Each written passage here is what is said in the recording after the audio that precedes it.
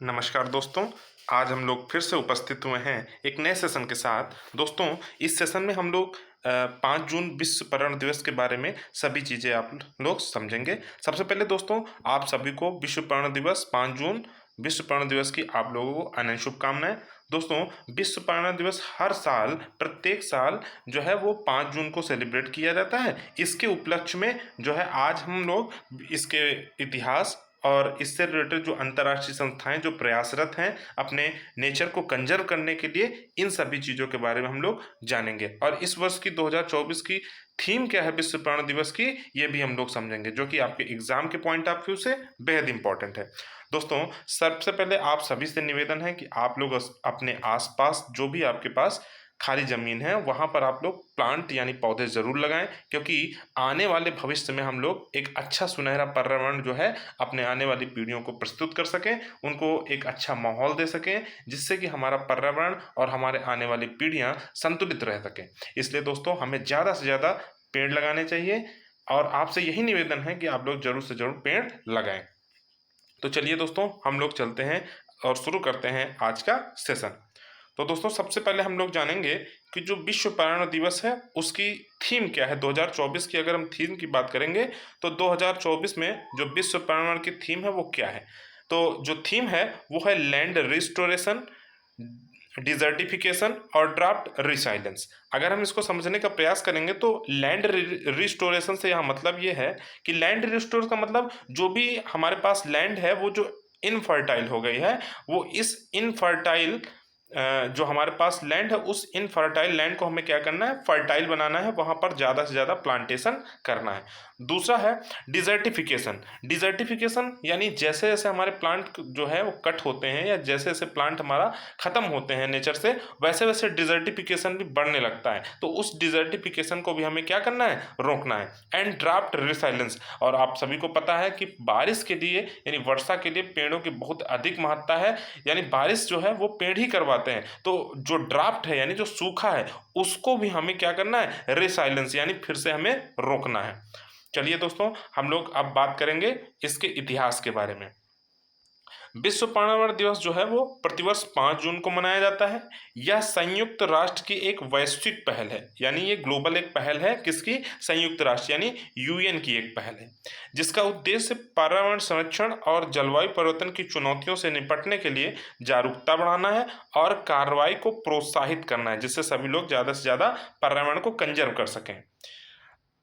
अगर हम आगे बात करेंगे तो आगे क्या है, 1973 में अपनी स्थापना के बाद से इस कार्यक्रम का नेतृत्व संयुक्त राष्ट्र पर्यावरण कार्यक्रम यानी UNEP, United National Environment Programme द्वारा किया जाता है। वर्ष 2024 में विश्व पर्यावरण दिवस की मेजबानी जो है वो सऊदी अरब द्वारा की जा रही है। दोस्तों, ये बहुत इंपॉर्टेंट है कि 2024 में जो विश्व पर्यावरण दिवस है उसकी मेजबानी कौन कर रहा है, सऊदी अरब कर रहा है, जिसमें भूमि पुनर्स्थापन, मरुस्थलीकरण और सूखे के विषय पर ध्यान केंद्रित किया जाएगा, जैसा कि अभी हम लोगों ने थीम में देखा। नेक्स्ट है दोस्तों, पर्यावरण की जो चुनौतियां हैं वो क्या क्या हैं। पर्यावरणीय चुनौतियां अगर हम देखें तो भारत में वनों की कटाई से वन्य जीवों के आवासों का नुकसान, मिट्टी का कटाव, जल चक्र में विघटन और चरम मौसमी घटनाओं की आवृत्ति बढ़ रही है। जैसे सूखा हो गया, बाढ़ हो गया, ये सारी जो मौसमी घटनाएं हैं वो लगातार बढ़ रही हैं। प्लास्टिक प्रदूषण जल निकायों को दूषित कर समुद्री जीवन और मानव स्वास्थ्य को जोखिम में डालता है। इसलिए एकल उपयोग प्लास्टिक को कम करने और पुनर्चक्रण को बढ़ावा दिए जाने की आवश्यकता है, यानी रिसाइकलिंग की हमको ज़्यादा आवश्यकता है और कम से कम हम प्लास्टिक का इस्तेमाल करें। नेक्स्ट है, अन्य चुनौतियों में तेजी से बढ़ता वायु प्रदूषण। वायु प्रदूषण भी इसके लिए बहुत जिम्मेदार है। प्रदूषित जल, बदलते जलवायु पैटर्न, अपशिष्ट प्रबंधन और जैव विविधता की हानि शामिल है। आप लोगों को दोस्तों पता होना चाहिए कि जैव विविधता वहीं पर ज़्यादा होती है जहाँ पर पेड़ होते हैं, बारिश ज़्यादा होती है, वहीं पर ज़्यादा से ज़्यादा जैव विविधता होती है। और हमारे नेचर के लिए, हमारे जो है पृथ्वी के लिए जैव विविधता बहुत ही इम्पॉर्टेंट है। इन समस्याओं से निपटने के लिए सामूहिक प्रयास और नीतिगत बदलाव जरूरी है। नेक्स्ट है दोस्तों, पर्यावरणीय समस्याओं से निपटने के लिए जो अंतर्राष्ट्रीय प्रयास क्या किए जा रहे हैं उनके बारे में हम जानेंगे कि जो अंतर्राष्ट्रीय प्रयास हैं वो क्या किए जा रहे हैं पर्यावरण को संरक्षित करने के लिए। सबसे पहले कोप बैठकें की जा रही हैं, कॉन्फ्रेंस ऑफ पार्टीज, COP जिसको बोलते हैं कॉन्फ्रेंस ऑफ पार्टीज, तो ये हर साल की जा रही हैं। कॉन्फ्रेंस ऑफ पार्टीज की विभिन्न बैठकों जैसे संयुक्त राष्ट्र जलवायु परिवर्तन फ्रेमवर्क कन्वेंशन यानी UNFCCC, मरुस्थलीकरण से निपटने के लिए संयुक्त राष्ट्र सम्मेलन यानी UNCCD, ये बेसिकली मरुस्थलीकरण से निपटने के लिए है, और जैव विविधता पर कन्वेंशन जैसे CBD के द्वारा पर्यावरण के चिंताजनक पहलुओं पर विचार विमर्श किया जाता है। ये किसमें किया जाता है? COP यानी कॉन्फ्रेंस ऑफ पार्टीज में से। नेक्स्ट है पेरिस समझौता। पेरिस समझौता क्या है? 2015 में COP21 यानी COP21 जो है 2015 में किया गया था, अपनाया गया था। और इसमें क्या अपनाया गया था कि जो पेरिस समझौता है ये बेसिकली पेरिस में होता, COP21 जो है वो पेरिस में हुआ था 2015 में। और इसमें क्या समझौता किया गया था कि औद्योगिक स्तरों से वैश्विक तापमान को 2 डिग्री सेल्सियस से नीचे रखने और इसे 1.5 डिग्री सेल्सियस तक सीमित करने का प्रयास करता है। यानी 2 डिग्री सेल्सियस से ज़्यादा नहीं होने देना है और 1.5 डिग्री सेल्सियस तक हमें उसको सीमित रखना है। इस समझौते पर 196 देशों द्वारा हस्ताक्षर किया गया था। दोस्तों ये बेसिकली COP21 में होता, पेरिस समझौता, दोस्तों याद रखिएगा इसको। नेक्स्ट है सतत विकास लक्ष्य यानी SDG।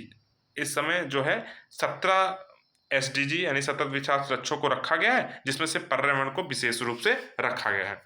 तो सतत विकास लक्ष्य का क्या उद्देश्य है? 2015 में संयुक्त राष्ट्र द्वारा अपनाए गए 17 विकास लक्ष्य सभी के लिए बेहतर और अधिक सतत भविष्य प्राप्त करने का खाका प्रदान करते हैं।